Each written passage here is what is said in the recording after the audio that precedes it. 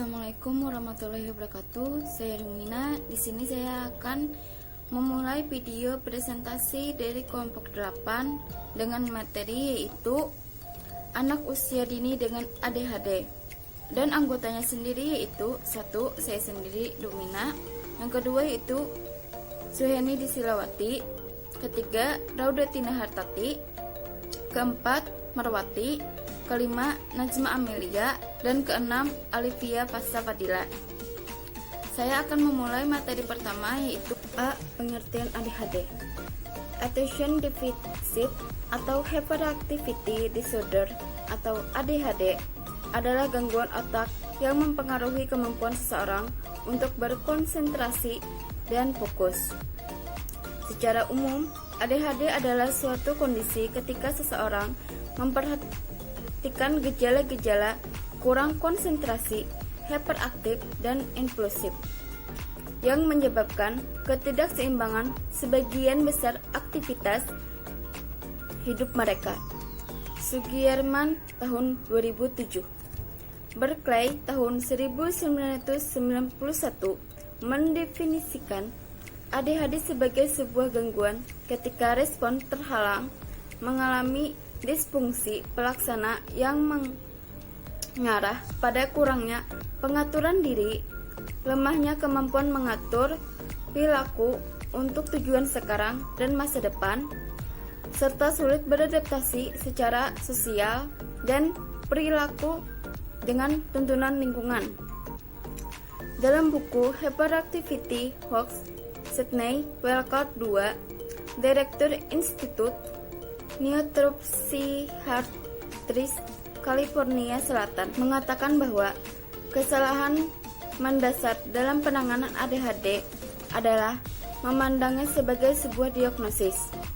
Sesungguhnya, ADHD bukanlah suatu penyakit, melainkan sekumpulan gejala yang dapat disebabkan oleh beragam penyakit dan gangguan, sehingga tidaklah tepat bila memberikan obat atau pendekatan yang sama kepada semua yang mengalami ADHD tanpa memahami terlebih dahulu gangguan penyakit yang melatar belakanginya. Terima kasih. Materi selanjutnya akan dibacakan oleh teman saya. Nama saya Suheni Disilawati, NIM 1910-1261-226. Selanjutnya itu ada B, gejala umum pada anak ADHD. 3 gejala utama yaitu ada inatensi atau gangguan pemusatan perhatian, hiperaktif, dan impulsif. Adapun gangguan dari anak ADHD yaitu inatensi atau gangguan pemusatan perhatian. Individu dengan gangguan ADHD mengalami kesulitan untuk memusatkan perhatiannya. Perhatian mereka sangat mudah teralihkan oleh rangsangan yang diterima oleh alat indera secara tiba-tiba atau perasaan yang timbul pada saat itu juga. Oleh karena itu, anak-anak dengan gangguan ini hanya mampu mempertahankan suatu aktivitas dalam jangka waktu pendek. Yang selanjutnya itu ada hiperaktif. Anak dengan gangguan ADHD selalu terlihat melakukan suatu gerakan yang berlebihan dibandingkan yang dilakukan anak-anak secara umum. Perilaku hiperaktif ini tampak tidak bertujuan jika dibandingkan dengan perilaku individu aktif tetapi produktif. Anak-anak penyandang gangguan ini tidak mampu mengontrol melakukan koordinasi dalam aktivitas motoriknya, hingga sulit dibedakan mana gerakan yang penting dan mana gerakan yang tidak penting. Itulah sebabnya mereka kesulitan untuk memusatkan perhatiannya. Selanjutnya ada impulsif. Impulsif adalah masalah dengan pengendalian diri emosional atau perilaku si anak tersebut. Terima kasih.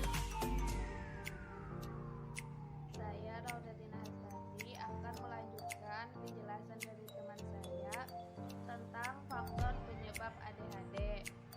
Menurut Fried tahun 2005, faktor penyebab ADHD dapat dibagi menjadi 2. Yang pertama, faktor fisiologis, yang kedua, faktor lingkungan, pola asuh yang positif. Pertama, faktor fisiologis. Faktor yang paling penting adalah hereditas, karena dapat diturunkan. Risiko menderita ADHD meningkat jika memiliki anggota keluarga yang mengalami penyakit yang sama atau penyakit mental lainnya.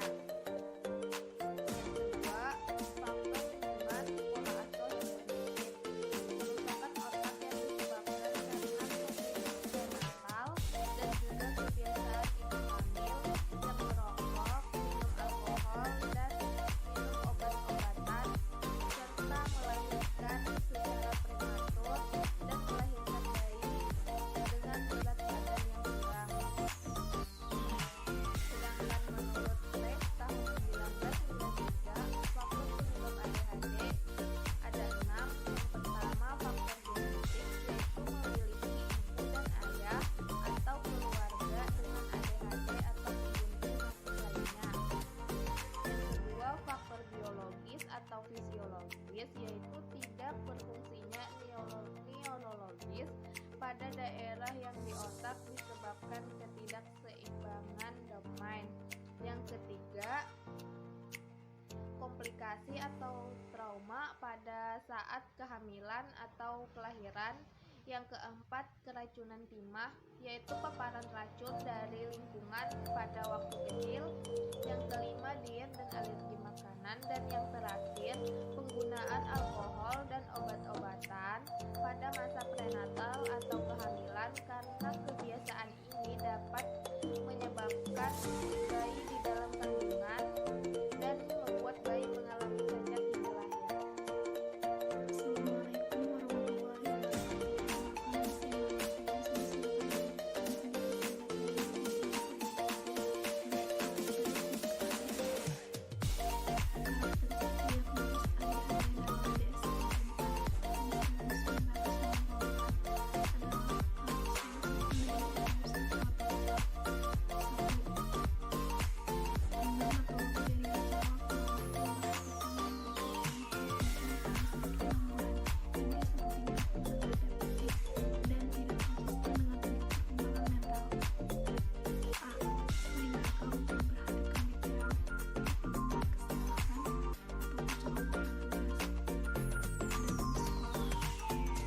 pekerjaan atau aktivitas yang lain.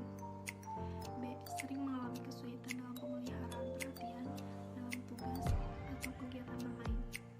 C. Sering terlihat tidak memperhatikan ketika berbicara secara langsung. D.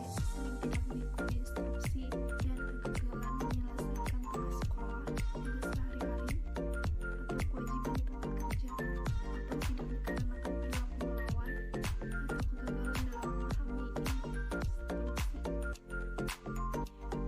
Sering mengalami kesulitan dalam mengorganisasikan tugas dan aktivitas.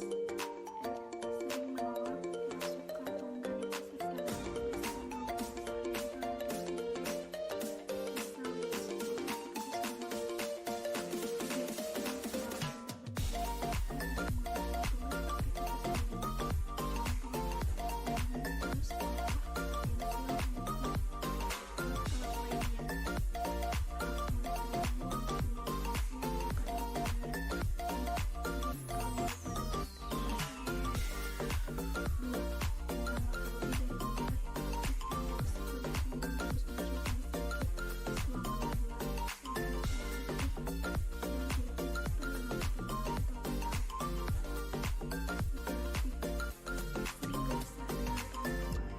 menggeliat-geliat di kursi. B. Sering meninggalkan tempat duduk di dalam kelas atau di situasi yang lain mengharuskan untuk duduk tenang. C. Sering berlarian ke sana kemari atau memanjat yang berlebihan dalam situasi yang menganggap hal tersebut tidak pantas. D. Sering mengalami kesulitan dalam bermain atau ikut serta dalam aktivitas yang menyenangkan dengan teman. E. Sering terburu-buru atau bergerak terus-menerus seperti sebuah mesin. F. Sering terlalu banyak bicara. Impulsitas sering menjawab pertanyaan tanpa berpikir terlebih dahulu sebelum pertanyaan selesai. B. Sering mengalami kesulitan menunggu giliran. C. Sering menyela atau memaksakan orang lain, misalnya suatu tata cara permainan. Gejala hiperaktif impulsif atau kurang memperhatikan yang menyebabkan kelemahan itu sudah nampak sebelum usia 7 tahun. C. Beberapa kelemahan dari gejala-gejala tersebut muncul dalam 2 atau lebih peraturan, atau di sekolah, di kantor, dan di rumah. D. Harus ada bukti yang jelas dan secara resmi menunjukkan kelemahan dalam fungsi sosial, akademik, atau pekerjaan. Gejala-gejala itu tidak terus-menerus terjadi selama adanya perkembangan kelainan menahun, skizofrenia atau gangguan psikotik lainnya, dan tidak lagi disebabkan oleh gangguan mental lainnya. Contoh, kelainan suasana hati, kelainan non-sosiatif, atau kelainan kepribadian. Menurut Halahan dan kawan-kawan tahun 2009 dan Frein tahun 2005, karakteristik ADHD adalah A. Karakteristik kognitif. Bentuk otak yang tidak biasa, tidak mampu mengatur pembinaannya, ketidakmampuan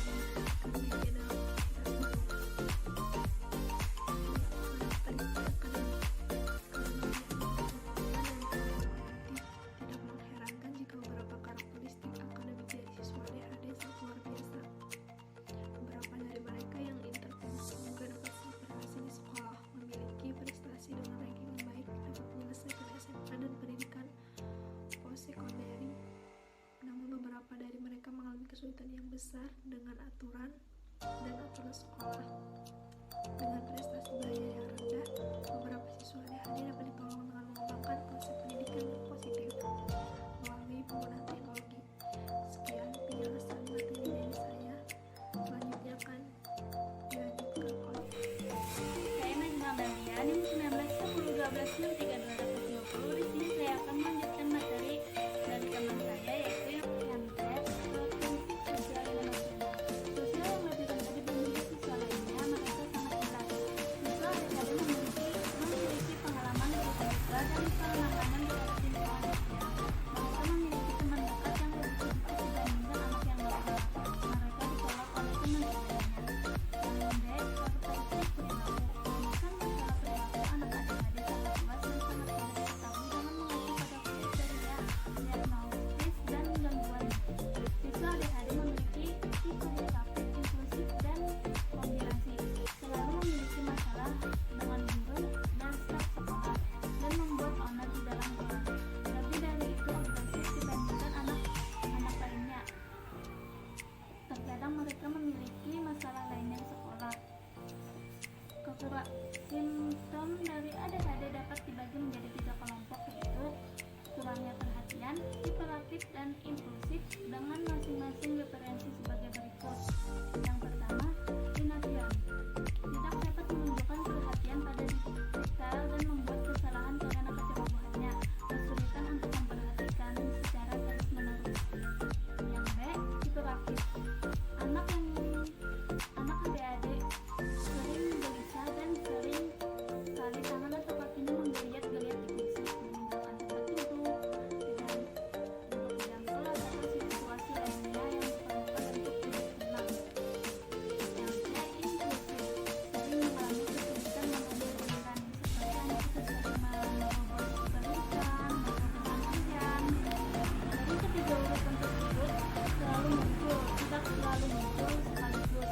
Ada beberapa kasus anak ADHD yang tidak memperhatikan namun tidak menunjukkan sifat hiperaktif. Namun karakteristik yang sama pada anak yang mengalami pikiran atau tindakan yang tidak sesuai atau kedua-duanya. Menurut RIP 1993, ADHD tanpa hiperaktif dan ADHD hiperaktif memiliki karakteristik masing-masing. Karakteristik yang pertama yaitu sangat tidak mudah terganggu stimulus luar. Yang kedua, kesulitan mendengarkan dan mengikuti perintah. Yang ketiga, kesulitan memusatkan dan menetapkan perhatian. Sementara ADHD hiperaktif menurut RIP adalah yang pertama, memiliki tingkat kreativitas yang sangat tinggi. Yang kedua, memiliki impulsif dan tidak memiliki kontrol diri. Yang ketiga, kesulitan menyesuaikan diri dengan aktivitas yang berubah-ubah. Yang keempat, perilaku agresif. Yang kelima, sosial tidak matang. Sekian penjelasan dari saya, akan dilanjutkan oleh teman saya. Assalamualaikum warahmatullahi wabarakatuh. Saya Alifia Pasapadila. Di sini ingin melanjutkan penjelasan materi yang disampaikan. Yang terakhir yaitu cara penanganan anak usia dini ADHD. Penanganan kesulitan belajar anak dengan ADHD.